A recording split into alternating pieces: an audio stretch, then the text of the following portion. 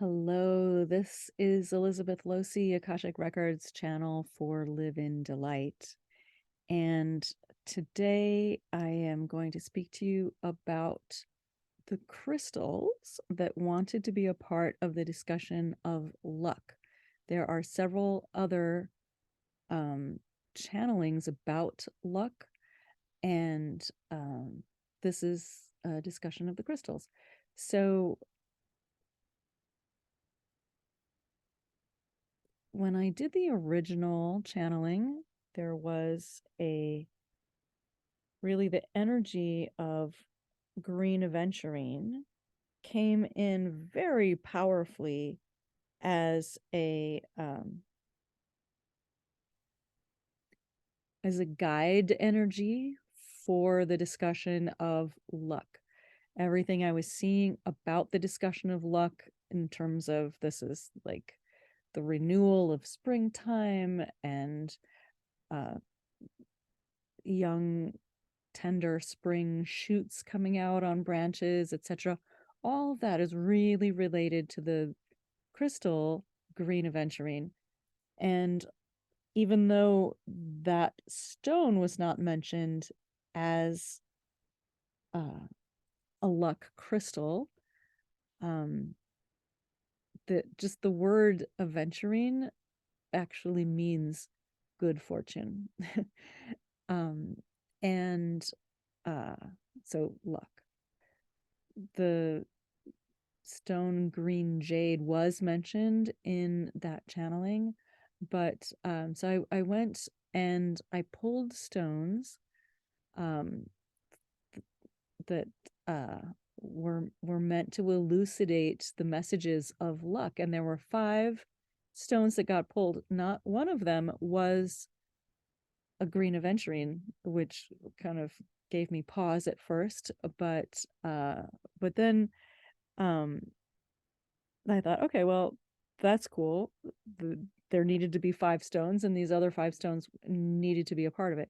So the way I read crystals, when I pull them from my bowl, and there are well over 1,000 small stones in my bowl, the biggest or the multiple and the smallest they combine forces to make the main message. And then the other stones, if there are other stones, sort of fill out the main message. So you might even think of it as like an introduction and a conclusion. The introduction being the main stone or the multiple stone, and the conclusion being the smallest stone. The main stone that came for the pull that was about luck was a sunstone, and it was significantly larger than any of the other stones. The other 4 stones actually were of similar size, and there was quite a bit of discussion between them about which one was the smallest one. And so the sunstone, this main stone, is a stone of the solar plexus. It's also somewhat associated with the sacral chakra. It is a stone of the divine masculine. And it flashes. It has it's slightly orangey, and it has these golden orange flashes, but it's associated with the solar plexus because it's called sunstone, and through its color it's associated with the sacral. Also, it is a stone of the divine masculine. It is a stone of leadership, aligned leadership, and I will also say that it's a stone associated with the solar androgyne, which means really the sort of genderless solar human. Throughout the patriarchal era, the sun was associated with men and the moon was associated with women, that is beginning to um, not reverse, but the there is, and since late 2011, um, there was an activation of the heart of the lion, Regulus, which is a fixed star. It doesn't really move very much at all. It takes 26,000 years to go all the way through the zodiac. And so it moved into the sign Virgo because on Earth we have no written record of astrologers seeing it anywhere but in the sign of Leo. But of course, calculations can be made to determine like how long would it take to move out of Leo into Virgo, and it reached 0 Virgo, which is a very feminine sign. That's the sign of the priestess or the goddess. It reached 0 degrees of Virgo right before 2012, and all the Mayan calendar talking about 2012 and this activation with Venus and Regulus at 0 Virgo really ushered in a new age of the solar feminine, where women and the feminine energy in general takes on more of the qualities of the sun, holding them simultaneously to the qualities of the moon. So intuition, but also leadership, connection, and things like projection and protection, the less internal and more external, less inward facing and more outward facing. And that's really all I mean by the masculine or the feminine, that the moon energies that have long been associated with the feminine are more inward facing into the family, into the circle of intimates, and the masculine is more outward facing into the wider world. And so for a long time, sunstone has been associated with the divine masculine, not the patriarchal masculine, but the divine masculine, holding that container for the circle of intimates and, you know, facing the outside as protection, etc. And we are not saying that women are this way and men are this way, but that everyone holds both masculine and feminine energies. And so the age of the solar androgyne or the solar feminine is now upon us. And so sunstone is very much a part of this widening of the lens about outward facing and operating in the wider world. It's time now for things like intuition, things like body wisdom to be more out in the world and less sort of tucked away, hidden.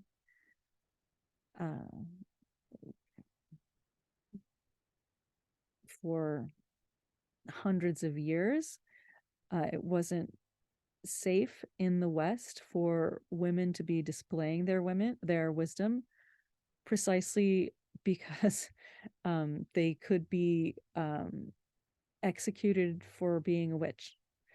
And now the time has come to sort of bring those skills, oracular skills, healing skills, etc., out of hiding and into the light of day. And so sunstone, as the leader of the message from the crystals, and so all of these crystals are associated with the idea of luck.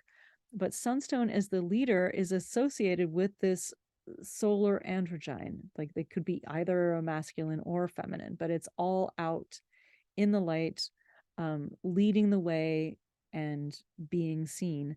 Also, because the main message about luck was that it was associated with the the unfurling of new growth on a branch of a tree or a bush.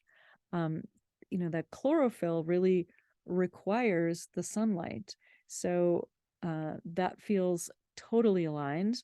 There's also the expression of, oh, the sun is really shining on that person, meaning he or she is quite lucky. So that solar energy um, is quite potent. The um, the other four stones were dragon's eye, howlite, blue lace agate, and amazonite. And they were all kind of the same size. And so I asked them, which one of you four stones is going to be the you know which one is going to step forward as like the other anchor or bookend of this message. And it felt to me that the two stones of communication were bickering, and amazonite won. Amazonite is a stone of speaking your personal truth. It's a high heart chakra stone. What that means is it is a merging or a melding of the energies of the heart chakra and the energies of the throat chakra. The high heart is a new chakra that is really emerging in many people. Not everyone has a high heart chakra. This newly re-emergent, it was around before, I have no doubt, energy center between the heart and the throat, which is all about loving communication. And so the quality of amazonite is that, and it's named for the Amazon River because it's a beautiful blue-green color. The energy of amazonite is about having the courage to speak your personal truth and also finding the right words that will land with the person who's listening to you speak your personal truth so that that relationship isn't shattered. Because of course everyone would be going around speaking his or her own personal truth all the time, except that we're worried, like, oh gosh, if I actually said my truth, maybe I would never get to spend time with this person ever again. That might burn all the bridges between us, and that our connection would just fall away entirely and burn it down. And so that's why many humans are really reticent about speaking their personal truth. Amazonite helps you to have the courage to say it and helps you to pick the right words that will be hearable by the other person. And so I associate this with courage rather than luck. But given that the keepers have been telling us about how luck is just an energy and it ebbs and flows, but it's like the energy of delight, it's the energy of life force. And life force to me is something that is a part of courage. It's drawing on the resource of the planet to fill your heart with bravery, to keep going, even in a world that doesn't always make a whole lot of sense. And so this whole idea of life force is very interesting. Also, another of the stones that came is a red tiger's eye. I call it dragon's eye. So if you want to come up with 5 qualities of dragon that jump out at you without really thinking about it, but just say dragons are this, this, this, this, and this. That is dragon showing you who you are. And but the other qualities of the dragon's eye, because this is a rarer form of tiger's eye, most of the tiger's eye in the world is the golden yellow. And that is much like sunstone associated with the solar plexus. It's a stone of success, it's a stone of manifestation, it's a stone of abundance. So all of the tiger's eye family, the yellow tiger's eye, the blue tiger's eye, the blue and golden tiger's eye, and the red tiger's eye all carry these energies of success, manifestation, that solar, there's a balance that is implied. And this one is primarily associated, so it carries that solar plexus energy, but it also, because it's this deep red, it carries a root chakra activation with it. So it activates both the solar plexus, the third chakra, and the first chakra, the root chakra. And dragon's eye, the way I see it, dragon is an eminently feminine energy. Western culture tends to say that dragons are the enemy, so you should slay them. That is absolutely not my perspective. Dragons, to me, are returning to planet Earth after maybe 2,000 years of having sort of stepped back from the Earth plane into a nearby dimension where it was safer for them to be, because they knew that it was a highly patriarchal time period, and that, you know, knights questing found it interesting to try to slay dragons as part of their quest. Well, if dragons are actually the fierce feminine, these Christian knights wanting to kill the magic and the fierceness and feminine mystery, that actually does track pretty well with what has been done to the feminine. I'll refer you back to what I just said moments ago about burning wise women as witches, burning, drowning, stoning, burying, all of the things. And so dragon energy has recently returned to planet Earth, not with a vengeance, but just like bursting onto the scene, where dragons are everywhere. Dragons are all over popular culture, in the popular music scene. There are people writing books about dragons, creating card decks about dragons, movies about dragons, right? How to Train Your Dragon is quite popular with kids and adults alike. And there are kids' pajamas with dragons on them, both for little girls and little boys. And so dragons are really part of the imagination of humanity right now. Dragons never really left the East. In China, the dragon was associated with the monarchy, the empire, and so the royal blood, they were connected to dragons. And so because dragons were revered and respected, the dragons never really left that part of planet Earth, but definitely in Europe, where dragons were hunted down and killed for sport, they left. They're like, okay, yeah, we're just gonna step through this dimensional portal right here, and we'll be back when it's our time. And now is that time. So dragons represent this deep, ancient, magical mystery that is feminine, this ancient wisdom of interdimensional travel, of manifestation, of this wisdom that is well beyond a sort of scientific um, perception. It's deep and ancient.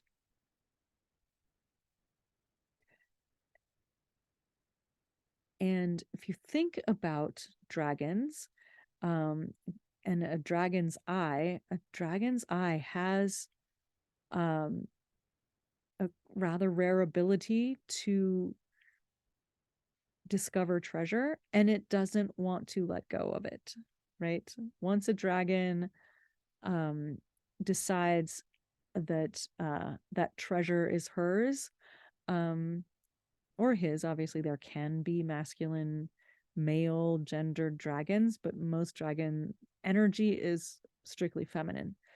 Um, uh, so a dragon won't let go of treasure once that dragon has found treasure and claimed it. Um, so there's this abundance signature that goes along with it, also a manifestation signature that goes along with it, um, and deep mystery, like unknown, and that's the multidimensional part. Um, and so this red from the root chakra is the color of human blood, right? The life force that the the Akashic record keepers were talking about as being linked to um, luck. And then the other two stones were howlite, which is a stone of power and initiation. It's also quite feminine. It really lights up the entire chakra system, and it helps. I always actually, I didn't realize I associated these two stones, but I often think that unleashing my dragon power is scary because I'm worried that I'll burn the whole village down. Um, but if I'm using Howlite with it, it is channeling that um,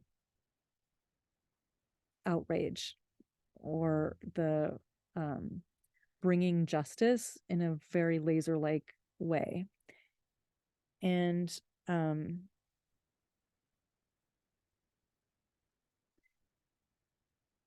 Howlite is also associated with calmness. It helps to relax muscles. It's even a sleep aid. Um, you can um, keep it by your bedside to help you sleep. I also sometimes have like restless legs, and I use that. Howlite, in that sense, because it carries a lot of magnesium, is sort of like having an Epsom salt bath in your pocket. And so it has that quality of clearing and calming. Um, it's a very humble stone. Some people like to call it white turquoise. That's doing a disservice to howlite. Turquoise is an extremely powerful uh, stone itself. The energy of turquoise is incredible, but howlite is not turquoise, and um, making it a sort of a subset of turquoise really sort of knocks the legs out under the power that howlite holds on its own. It's incredibly potent as a stone. It links you to your past lives. It helps you move through initiations. And the final other middle stone is blue lace agate, and it really seemed to me that Amazonite and blue lace agate were bickering about, oh no, I'm the other message. I'm the other part of this message. And finally, Amazonite won out. These are both water energy stones. They're both stones of communication. Blue lace agate is a light blue, and it is a really powerful stone of harmony and just of communication support in general.